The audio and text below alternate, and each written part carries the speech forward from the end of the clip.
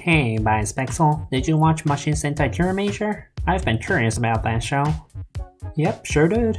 Even though the show couldn't release new episodes from May 17th until its return on June 21st because of the pandemic, I thought the show did a great job to keep up its quality for the whole year. Kiramager seemed rather simple at a glance, but on a closer inspection, there's a lot of details that added complexity to each episode, which increased the general quality of the show. Ah, so you're positively biased for Kiramager. Yep. So with that in mind, let's look at my summarized bias list, which lists down what I liked or didn't like about each part of the show. It seems like you liked everything about Kiramager.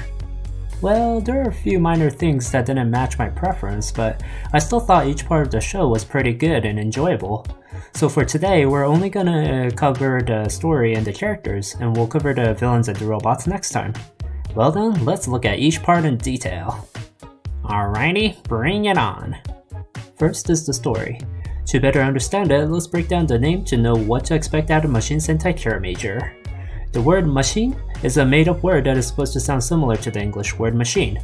When you look at the kanji used, ma means magic and shin means to move forward. As for the name Kiramager, it is derived from the word kirameku, which means to sparkle or shine.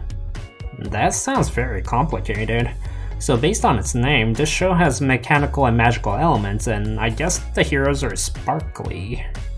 Yep, you're mostly right. Kiramager is about a group of heroes who partnered with sentient magical crystals called the Kirame Stones that transform into vehicles. So now that you know what the title of the show means, let's look at what the story is about. But before we do so, I'll warn you that I'm going to mention a few spoilers regarding the direction of the story after the first 12 episodes. Don't worry though, because I'll only mention spoilers that I believe that are not too interesting, but will help explain the appeal of Kiramager. Ah, sure. Wow, do whatever you gotta do. Okay, so there's a planet called Crystalia, which was invaded and destroyed by an evil world, Jotunheim. The princess of Crystalia, Mabushina, escapes to Earth to seek help from her father's friend, Murio Hakata Minami. Mabushina and Murio established an Earth defense force called Carrot, and recruited inspiring individuals that resonated with the Kirame Stones, who will fight as Kiramagers. Later, the story shifts to finding the legendary Kanaima Stone in order to revive planet Crystalia, while the Kiramagers fight against Jotunheim to protect Earth. I see. So Kiramager has two major objectives. Yeah, and I think the second objective and Mabushina are what made the show complex. What's interesting about Mabushina is that she's just like us, the audience. Are you saying that she's just an observer and doesn't contribute much? Exactly. No matter how much she wants to help with the fight against Jotunheim, she can't. This is a minor spoiler, but she doesn't become an additional member of Kiramager. She doesn't have any skills to fight, and she can't provide any support like Murio as a technician. All of this means that throughout the entire show, she is forced to stay in the sidelines and watch as everyone else who she loves fight for her sake. So she's basically useless. Combat-wise, yes, but I believe there's a reason for that. In the story, Mabushina struggles with that harsh reality and ultimately accepts that there are things that she cannot do, and instead entrusts in her friends who can accomplish the task for her. If you ask me, Kiramager promotes a message that don't get caught up on what you can't do, and be confident on what you can do. Oh, that's so weird. Shouldn't kids shows promote a message that they could overcome any obstacle and they could become anything they want if they put their mind into it? Well, I'm not gonna say if a show should or shouldn't promote a message like that, but Kiramager took a route to illustrate that there's nothing to be ashamed of to be flawed or not being able to do something because everyone is imperfect.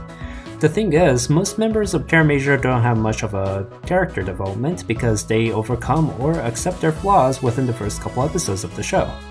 They also usually don't think of themselves negatively. They are confident in what they can do, which gives them the power to sparkle with charisma and transform into Kiramager. Mabushina, however, faces a harsh reality that she can't help out her friends, and in several episodes, she's just dropped by it. By the end of the show though, Mabushina is inspired by her friends and accepts her reality, stops sulking for her flaws, and trusts that her friends will overcome the battle, and cheers for them. And after the battle is over, Mabushina focuses on what she can do and becomes the Queen of Crystalia to lead the reconstruction of her home planet. But of course, this is just my positively biased take on the show. What I told you just now is the conclusion that I came down to after I thought about why this show was so satisfying to watch. Well, I didn't watch the show yet, so I can't say much about it. I guess I'll just take in that the story is satisfying. Yeah, that's all I wanted to let you know. So now that we finally finished covering the story, let's move on to the characters. I think we covered Mabushina enough, so let's just focus on Kiramagers, their partner Kirame Stones, and Murio. I'll try to be really brief with my explanations, because the characters are quite simple. First off is Juru Atsuta, who transforms into Kirame Red. Even though I put a lot of emphasis on Mabushina, Juru is technically the main character of the show. He is a slightly awkward high school student who is passionate about drawing. Because he's not a complete normie, there are some episodes where he questions social norms or old Japanese habits. In that perspective, he's very fitting as a modern-day main character. His partner Kirame Stone is Fire, who's like a passionate big brother and can transform into a fire truck. Next up is Tamitomo Imizu, who transforms into Kirame Yellow. He's a professional eSport player and the tactical leader of Kiramager. He's sharp-witted and a cool guy.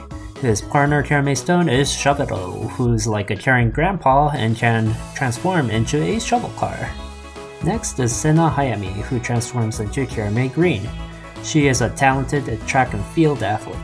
I thought she lightened up the team and made the show more energetic and fun.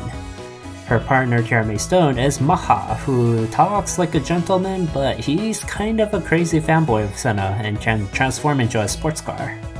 Next is Shiguru Oshkiri, who transforms into Kirame Blue. He is a famous actor who's known for his sword skills. He tries too hard to be cool, which makes him kinda lame, but he's really funny to watch. I loved all the episodes that he gets the spotlight because he's such a funny character, and the character did a great job making Shiguru so awkward and so weird. His partner Kirame Stone is Jetta, who's like a childlike younger brother who looks up to Shiguru and can transform into a jet aircraft. The final original member is Sayo Oharu, who transforms into Kirame Pink. She is a skilled surgeon and is like a big sister who cares for the team. Even though everyone in the team had several episodes about their professions and skills, I was a bit disappointed that her skills as a surgeon wasn't as emphasized. Her partner Kirame Stone is Heliko, who's like an excitable younger sister and can transform into a helicopter. And for these 5 members, the scriptwriter for the show stated in an interview of what their names are based off of. I'm not gonna go over them, so you could just check it out on your own when you got the time. And finally, the commander-like character for the show is Murio Hakata Minami. As you can tell from his casual clothes, he's a very friendly guy who's a very skilled engineer. Even though he's not overly comedic or anything, I thought the actor gave an air of silliness to him, which makes sense because the actor is a comedian. Do you remember the Pen Pineapple Appleton guy? It's the same guy. Oh, he looks nothing like him. Well, yeah, he doesn't have this excessive makeup and costume on. And his first name is a pun derived from the Nobel Peace Prize. Oh, now that's really silly. And finally, the last names for the 6 characters we've mentioned so far is based off of actual existing locations. Again, I'm not gonna go over them, so take a look if you feel like it. With that, that's basically it for what we'll cover today. Oh, I see. So the show seems interesting enough already, but I'm hoping the villains and the robots will add even more charm to Kiramager. They definitely do, especially the villains. Okay, that sounds great. Alrighty, Pexels, I'll see you soon then. Take care. Yeah, you too. See ya!